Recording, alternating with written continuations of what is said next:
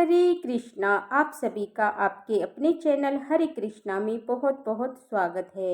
आइए आज आप सब सुनेंगे सीता नवमी की व्रत कथा। वैशाख मास शुक्ल पक्ष की नवमी तिथि के दिन सीता नवमी का व्रत किया जाता है। इस दिन विशेष प्रकार से माता सीता का भगवान श्री राम का पूजन किया जाता है।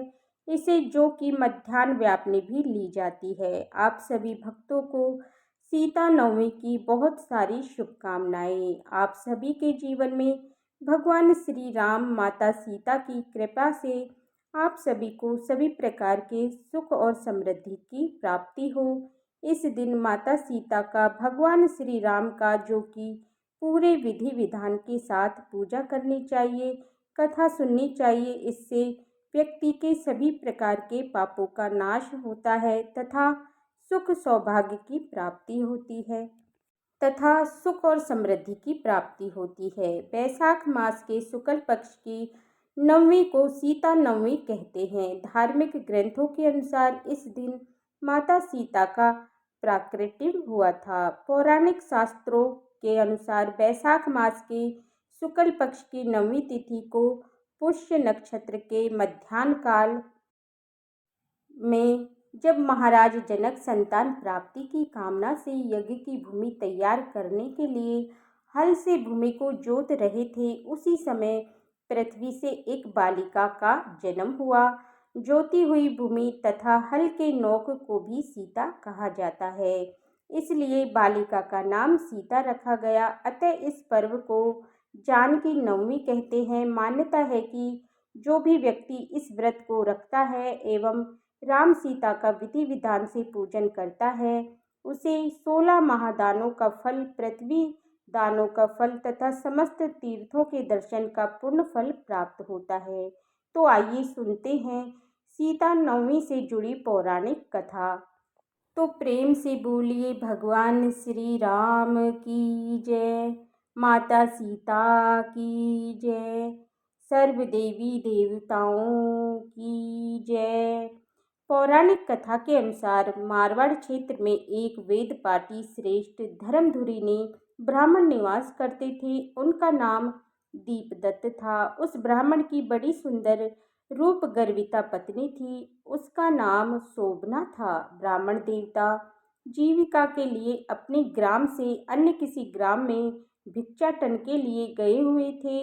इधर ब्राह्मणी कुसंगत में फंसकर व्या विचार से प्रेरित हो गई। अब तो पूरे गांव में अपने इस निर्वित कर्म की चर्चा होने लगी, परंतु उस दुष्टा ने गांव को ही जलवा दिया।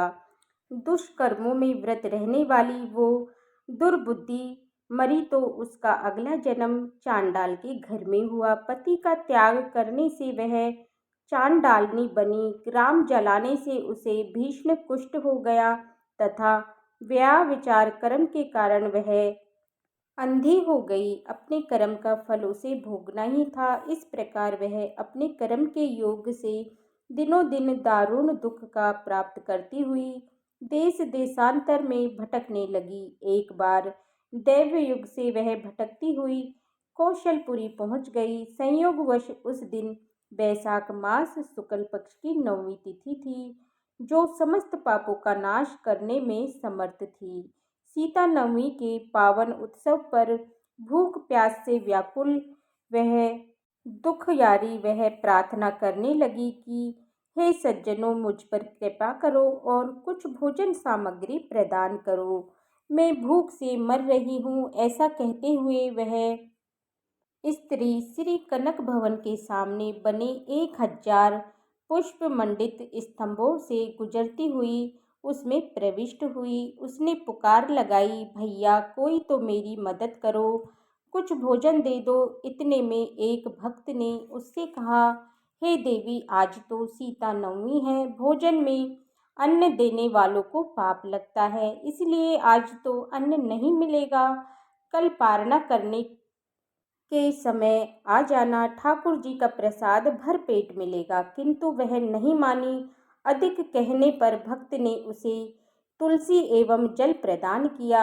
वह पापनी भूख से मर गई, किंतु इसी बहाने में अनजाने में उससे सीता नवमी का व्रत पूरा हो गया।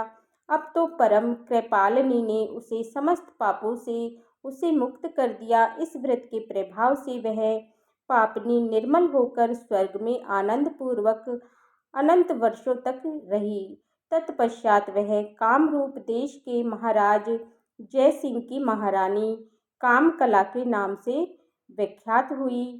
जाति मरा उस महान साध्वी ने अपने राज्य में अनेक देवालय बनवाए, जिनमें जानकी रघुनाथ की प्रतिष्ठा करवाई। अतः सीता नवमी पर जो श्रद्धालु माता जानकी का पूजन अर्चन करते हैं, उन्हें सभी प्रकार के सुख सौभाग्य की प्राप्ति होती है। इस दिन जानकी स्तोत्र, रामचंद्र अष्टकम, रामचरितमानस आदि का पाठ करने से मनुष्य के सभी कष्ट दूर हो जाते हैं। तो बोलिए प्रेम से माता सीता की जय, भगवान श्री राम की जय, सर्व देवी देवताओं की जय। तो मैं आशा करती हूँ कि यह जानकारी आपको अच्छी लगी होगी। ऐसी ही और जानकारी प्राप्त करते रहने के लिए, व्रत पूजा के बारे में जानने के लिए, कथा को सुनने या श्रवण करने के लिए चैनल पर अगर आप पहली बार आए हैं तो चैनल को सब्सक्राइब करें, साथ ही बेल आइकन बटन को प्रेस करें, ताकि जिससे हमारी आने वाली वीडियो का नोटिफिकेशन आप सभी को समय पर मिलता रहे। तो फिर मिलती हूँ आपसे अगले वीडियो में। तब तक के लिए राधे राधे, हरे कृष्णा।